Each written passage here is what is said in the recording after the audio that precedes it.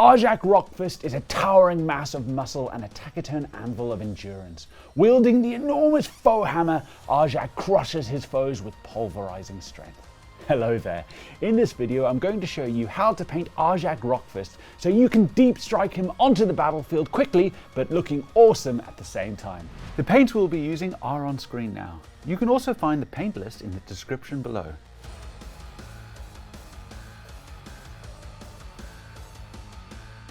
We also have a list of the additional equipment we've used, but you can use whatever brushes you feel most comfortable with.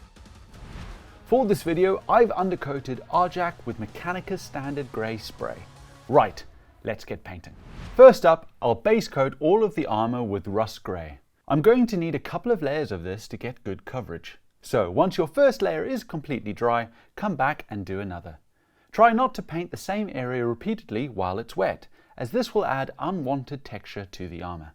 With that last layer done, I have a nice opaque and smooth finish for the armor.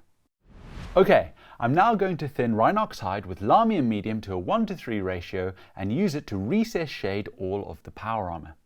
I'll take my time doing this as I want the lines to be nice and neat to properly define the details. Rhinox hide works really well here as its warm tones contrast the cold blue tones of the power armor. If you make any mistakes, just tidy back up with Rust Grey. Next up, I'm going to pick out all of the heavy battle damage with Eshin Grey. When paintwork has been blasted off the power armor, Ceramite is normally dark grey underneath, so Eshin Grey will work perfectly here. Take your time going around and picking out all of the battle damage. Alright, my power armor is starting to come together nicely now. I'm going to move on to edge highlighting it with Fenrisian Grey. When edge highlighting, try to always paint towards yourself as this will make it easier to control the consistency. Using the side of your brush where possible also helps tremendously with doing this as well. Take your time in this step and slowly make your way around the model. The time taken here really pays off towards the end. Lastly, I'll use Blue Horror to dot highlight any points where two edges meet, as well as add little scratches here and there to add more damage to the power armor. Keeping your scratches small and in proportion with the model will help to sell the effect more. With that last step done, my power armor is now finished and looks awesome. Time to crack on with the rest of the details. Okay, I'm going to pick out all of the black details next, and for this I'm using Abaddon Black. I'm going to paint the right shoulder, all of the ribbing between the power armor, the inner shield, as well as the rivets. With the black details picked out, I'll now highlight them with Eshin Grey. Eshin Grey is a great first highlight for black as it's really muted and sets a nice base for the brighter highlight to follow. With that first highlight done, I'm going to use Dawnstone to do a second highlight to push the black details a bit further up. I'm doing two highlights here as I don't have any shading in the recesses, so a second highlight helps to make the black pop a little more. Highlighting black is always really good fun as there are multiple ways you can do it. Go and check out this video where Ollie and myself approach highlighting black power armor. Okay, I'm now going to use Grey Seer next to base the wolf symbol on Arjak's right shoulder pad.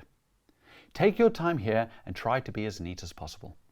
With the wolf fully based, I'm now going to thin Rust Grey to a 1:4 ratio with Lahmium Medium and wash it all over it.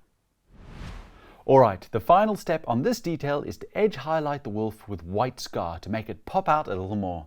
Easy peasy lemon squeezy. Okay, with that white wolf done and looking great, next up I'll focus on the grey details. For the grey details, I'm going to use Eshin Grey to pick out the Crux Terminatus, tabard, and the rock that Arjak is standing on. All of these areas are near previously painted details, so just be as neat as possible when picking them out. I'll now thin Abaddon Black with Lahmium Medium to a 1:4 ratio and wash it all over the rock and into the recesses of the Crux Terminatus. I'll also use it to shade the tabard, but I'm only putting it into the deepest folds and around any of the equipment details that are hanging over the tabard. With the shading done, I'm going to highlight using Dawnstone. I'll dry brush highlight the Crux Terminatus and the rock as well, as it's much quicker and helps to make them both look a bit more textured. If you want to know more about dry brushing, we have a Painting Essentials video all about it. When that's done, I'll edge highlight the tabard. Finally, I'm going to use Administratum Grey as a last highlight for all of the grey details. Again, I'll dot highlight the crux terminatus on the very highest points and then dry brush highlight the rock lightly at the very edges. Great stuff! Those details are done, and using different ways of highlighting has really helped to distinguish between the elements nicely. I'm now going to pick out all of the runes. Right, next up I'm basing all of the little runes with grey cere. There's a few spread around the model, so just hunt them down and make sure you pick all of them out. When that's done, I'll also pick out all of the leather details I can find as well. So that will be the belt, straps, necklace and weapon grip.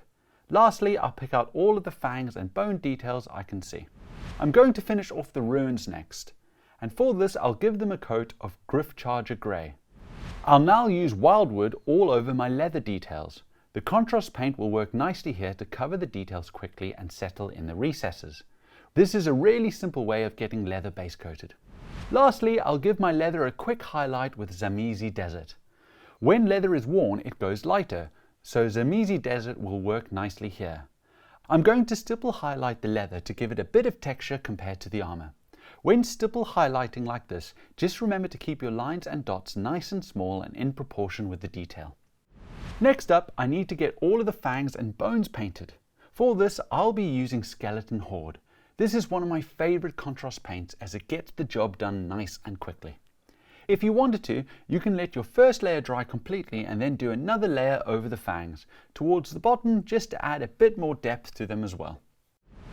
With the fangs and bones base coated, I'll now highlight them with Wraithbone. A quick highlight over the raised details will be enough here to bring them out nicely. Alright, with the runes, leather and bone details done, my Arjak Rockfist is starting to come together nicely. I'm really enjoying the painting process so far. Okay, time to move on to doing all of the metallic details. I'm going to focus on all of the gold areas, and I'm going to use Runelord Brass for this. I love the soft, ancient looking gold that Runelord Brass gives off, so I think it will be perfect for Arjak Rockfist.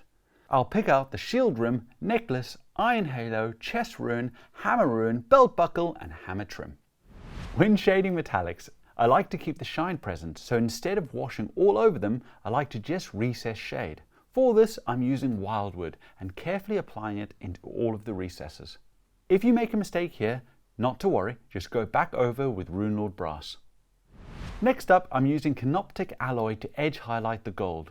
When edge highlighting metallics, try to keep your lines as thin and sharp as possible, as this will sell the metallics even more. Take your time and control your brush as much as you can. Remember, edge highlighting towards yourself is always easier, so just maneuver the model around so you're always painting towards yourself. Okie dokie, with the gold details complete, I'm going to pick out the silver metallic working metals next. For this, I'm going to use Iron Warriors. I'll pick out the necklace, hammer, tools and anvil. Alright, you might have noticed that I haven't painted the hammerhead yet, and you'd be correct. I want this to be much brighter, so I'm going to use Runefang Steel to pick this out. I'll need a couple of layers of this, so I'm going to let my first layer dry completely before coming back to do another.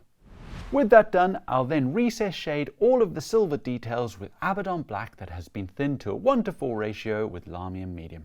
Finally, I'm going to edge highlight all of the working metals and the hammerhead with Stormhost Silver.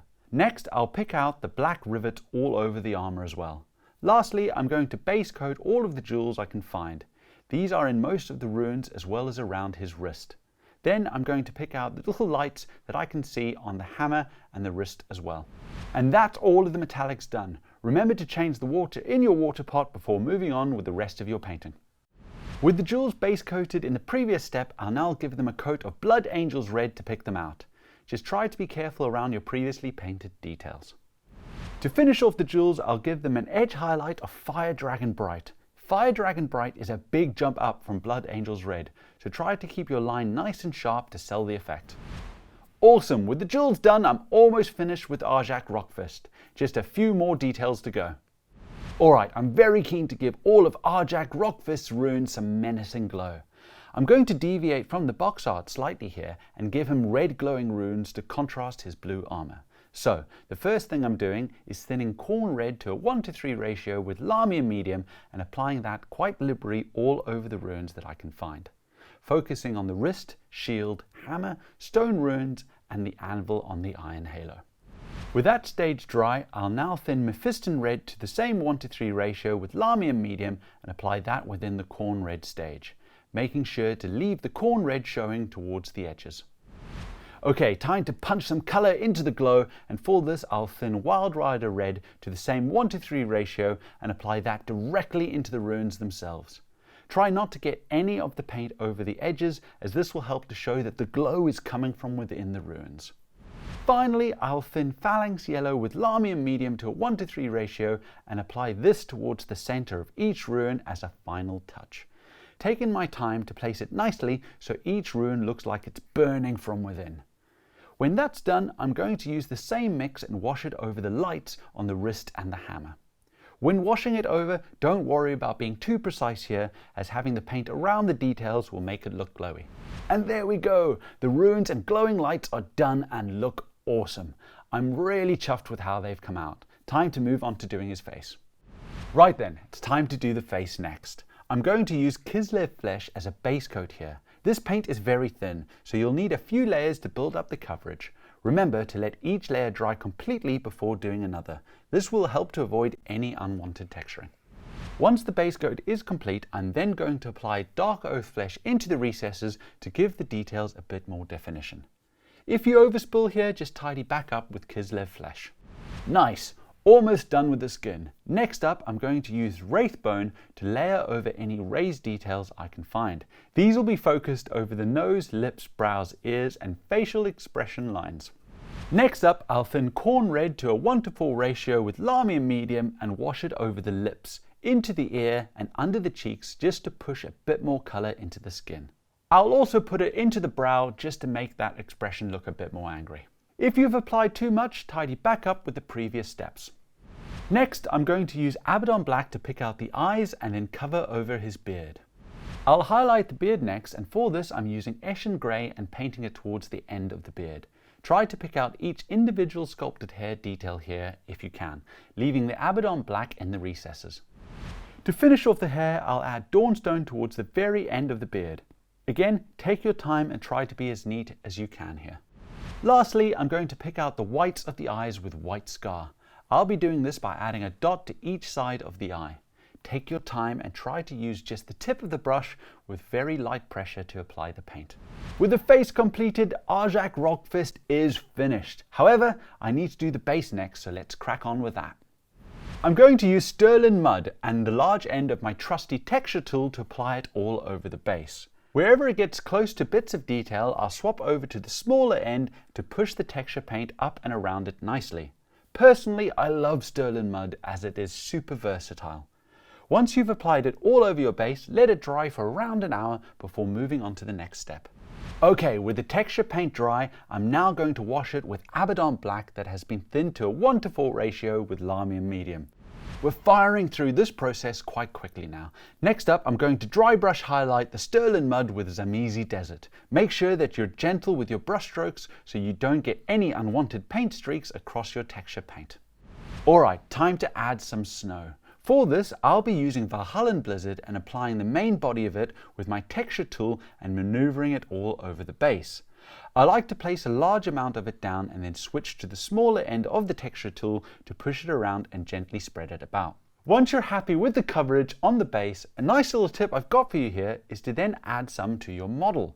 You don't have to do this, but I find it works beautifully to tie your model in with the base. For this, I'm going to use an older brush and place Valhallan Blizzard into any areas where I think snow might settle or gather. Less is more here, so just work your way around Arjak, picking out areas where you want to add it.